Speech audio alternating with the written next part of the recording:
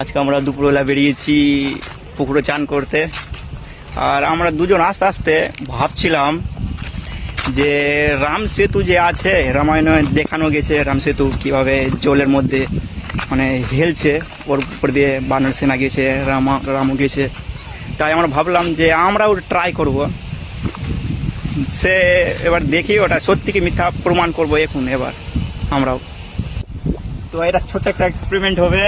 আর ওইটার জন্য কিছু মানে পাথর যে লাগবে, পাথর আর একটা মানে চুন টাইপের একটা চোখ টাইপের কিছু লাগবে, যে লেখা যাক রাম। ঠিক আছে, ওটা খোঁজার চেষ্টা করবো। এইটা হোক, এটা পাথরই আছে, এটা কাছে তো দেখি রে। তো পাথর তো পেয়ে দিয়েছি, আবার শুধু চোখটা লাগবে।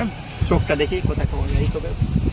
এটা মানে ইটের ভাটা, এর মধ্যে চুন টুন পাওয়া যায় তো নেই।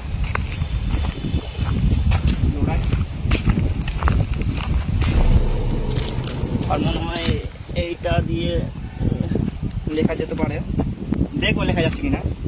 তাই পাশে নিয়ে নিলাম আর এখানে লিখবো এবার।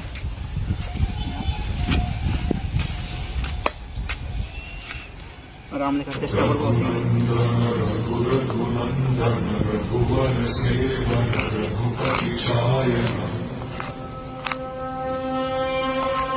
রাম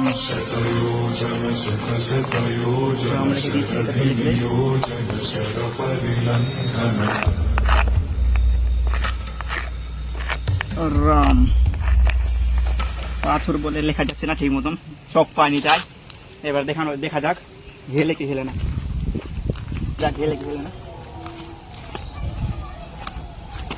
জয় শ্রীরাম।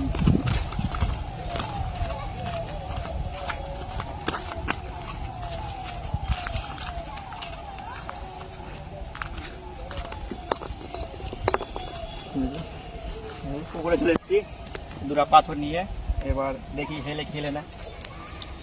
আমরা তো জানি আগে প্রমাণ হয়ে গেছে যে রাম সেতু সত্যিকারে ছিল।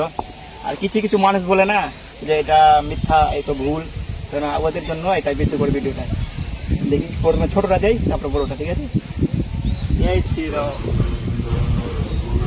এবার কিছু কিছু মানুষ বলবে এটা ফেক ভিডিও, তাদের জন্য বলি যে এটা ফেক না, তাদের জন্য রাখা যাবে এটা পাথরটা। আর এটা পাথরটা দেই, জয় শ্রীরাম। আর পাথরটা রেখে দেবো, আর যাদের যাদের মনে সন্দেহ যে এটা মানে ফেক ভিডিও আছে দেখতে পাবে। ঠিক আছে, পাথরটা উঠিয়ে রেখে দেবো আমরা। আর তোমাদের জন্য এটা আমরা একটা ছোট্ট ভিডিও বানালাম। ভিডিও ভালো লাগলে একটা কমেন্টে রাম লিখে দেবো আর জয় শ্রীরাম। আজকে জন্য একটা ভিডিও, আর নেক্সট ভিডিওর জন্য কমেন্ট করবা আর কমেন্ট করবা যে কেমন লাগলো ভিডিওটা। আজকের জন্য রাম রাম।